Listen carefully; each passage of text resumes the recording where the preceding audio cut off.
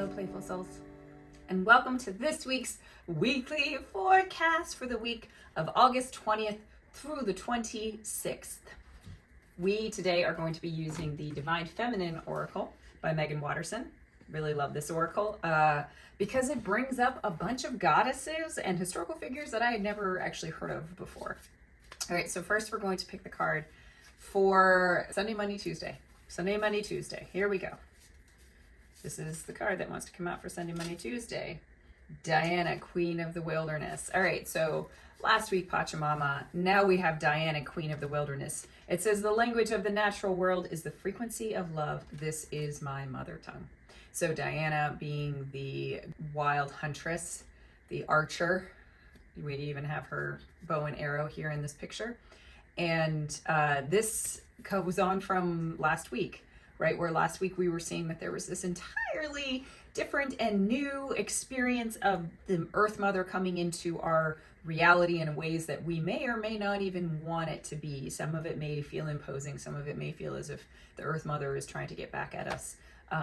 But I think that what is important to recognize in the message of Diana in particular is that there is the language of the natural world is a frequency of love, right? So this idea that we see it as death and destruction because we have such a myopic view of everything. Yes, there is suffering that happens within the span of like seeing people die in natural disasters, things along those lines. And yet when we connect to the earth, we recognize that some of the cycles that we're seeing are natural cycles and are forcing us to reconnect with the earth, which is something that we naturally have to do in order to be able to tap into that frequency of love, to be able to eat and digest energy that comes from anywhere, not just from food, other people, and sleep, and water. All right, the next reading is for the 23rd and 24th, which is Wednesday of August, and we have Mary of Nazareth, the Mother of God. All right, so I find this interesting because recently I was reading a book by Father Amorth, who was the Pope's exorcist. In fact, there's a movie with Russell Crowe called The Pope's Exorcist, and it was a fascinating movie. But one of the most interesting things was that in his life, he constantly was dedicating Italy, the world, and everything to the great Blessed Mother, effectively, to Mary of Nazareth, which I just thought was so interesting, especially being an exorcist, that was kind of the place in which he was coming from. Like, it was the vast majority of all the work he had done, and he had done a significant amount of work with women in the ministry as a priest in Italy. Aside from that, Mary of Nazareth is a very fascinating example of her miracle seemed to have been having the virgin, so to speak, birth. And depending on which interpretation, which different look you are taking at this, Mary was a great master of her craft, of the craft of energy work in order to be able to birth a prophet at the least, and a mortal, somebody according to the Course of Miracles who basically could understand and look through reality and see all of separation. So that means a lot. And it's an also very interesting mix of allowing the feminine to come into the church, right? Mary Mother is allowed to come into the church in ways that other things aren't. And it says, I am blessed, my courage gives birth to the divine. So calling for courage here in the middle of the week. So if you're experiencing the need for courage, as well as the mixture of the sacred marriage, how is the masculine and the feminine combining in your life? How is there a mother that is a mother of a masculine aspect, such as Jesus or the Mother of God or whatever you want to say? That's what's happening in the middle of the week. So the last part of the week, which is the 25th and 26th of August, Bridget. Bridget, the goddess of the eternal flame. Bridget is, I am the eternal flame, and each day my light grows brighter. So what I get from this experience is there's a transformation of the energy that we're seeing from the beginning of the week through to the end of the week, in such that we are seeing that there is an aspect of the huntress, there is an aspect of giving birth and having courage, and then there's an aspect of this internal flame. So we're feeling a lot of the energy of fire as we're leaving the fire sign of Leo and going into the next sign, going into Virgo. It's fascinating because I think that the feminine is showing up in all its different permutations right now, because we need that. And also because, we're experiencing a lot of the imbalance and thus the need for kind of a more strong feminine balance in there. All right, so this is now the reading for the entire week, which is bringing it all together, which is Freya, the goddess of discernment. Now, I find this so interesting. I spend my time wisely. I only say yes when it's a holy hell yes. Okay, so this is fascinating because that's what it feels like with all of these energies, right? We have this wild divine feminine, and this wild divine feminine is like an arrow. It's like giving birth, in which you're totally intensely focused on one thing. You cannot focus on anything else.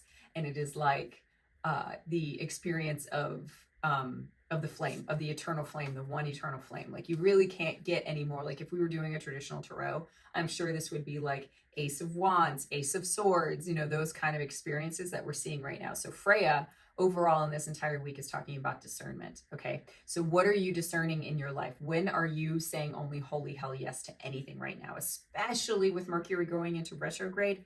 By far the best way to deal with Mercury retrograde is to look at it as a form of surrender. Is you say, I'm not going to worry about having this massive scope of everything going right. I am just going to focus on the one thing, and that one thing is the holy hell yes. That's the one thing I care about. So an example of this is that when I used to go on public transit during Mercury retrogrades, I would always miss the train by like 1 or 2 minutes because something would happen at the turnstile or something would happen elsewhere. So for one thing, I would leave a couple minutes early. But also, I was like, this is it. The only thing I want is I want to be able to catch a train so that I can get to my destination by this time. That was it. It was so incredibly simple that every single step along the way, I was like, this is what I'm putting my attention on. I'm putting my attention to the thing that's right in front of me. And it was the thing that I cared about. It was my holy hell yes, was I needed to get to my place on time. I needed to get to wherever I was going on time. So when we're going into all of these retrogrades, the only thing right now that you're supposed to be saying yes to is the thing that is the holy hell yes, okay? Because otherwise, nothing in your system wants to align with that. It's all going retrograde. Everything is going backwards. Nothing wants to go forward. So if you want to move anything forward at this time, which is definitely not contracts, definitely not things like that, but if you want to move anything forward at this time, choose wisely. That is what this entire week and everything that is in this week is saying. I want to talk to you guys about guides. So it's interesting. One of the things that I feel very strongly about, which is funny because for a long time I was just kind of ashamed of it. But one of the things I feel really strongly about is that there is no right answer, and there is no magic pill, and there's no one right answer that's right for everybody. I'll give you an example. When it comes to standard meditation, I almost never sit down and meditate in a standard way anymore. I meditate all over the place. I meditate when I wake up. I meditate, when I'm walking, when I'm driving. I go into trance states constantly throughout the day. And the traditional Vipassana meditation that I learned when I originally started, I don't really do anymore in that more traditional sense. When I really need it, I have it to call on. When I really need help with like focusing the mental and the kind of what I would call the hermetic, the divine masculine body, and really like focusing in on my stillness, that does help. But for the most part, I don't do traditional meditation.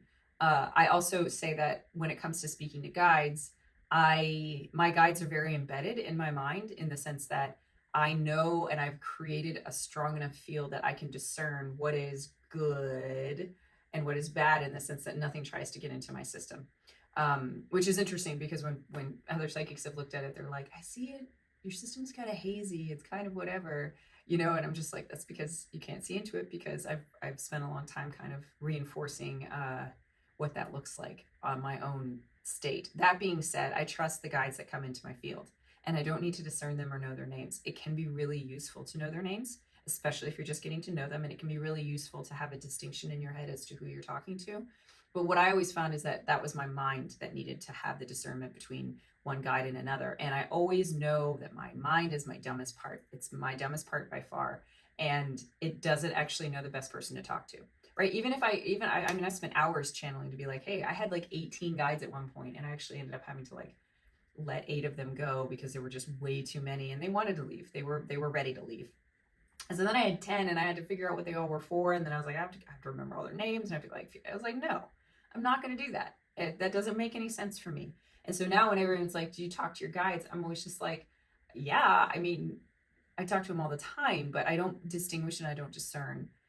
It works for some people. It's a perfect thing to do for some people. And then for me, it's not necessarily what I'm looking to do. So meditation's that way. You can, talking to your guides is that way. And there are other examples as well. There are other things that I could probably point out that I don't do, like typical people do. But I love my spiritual practice, and I became a lot happier when I just decided that whatever my spiritual practice is the right one. And I would encourage you to do that too. Whatever combination of things feels good for you and feels like something you could sustain. If you're sitting here like, I'm going to meditate 10 hours, like 10 minutes a day, that's wonderful. If it really helps you, that's an absolutely wonderful thing to do. And maybe the best thing is for you to find something that doesn't require that like exerted discipline to be able to do. What comes naturally to you, and what can you accept as a practice and receive the energy that it has something to give to you. So that is where we are for this week of August 20th through the 26th of 2023. And I hope that everyone has a wonderful week.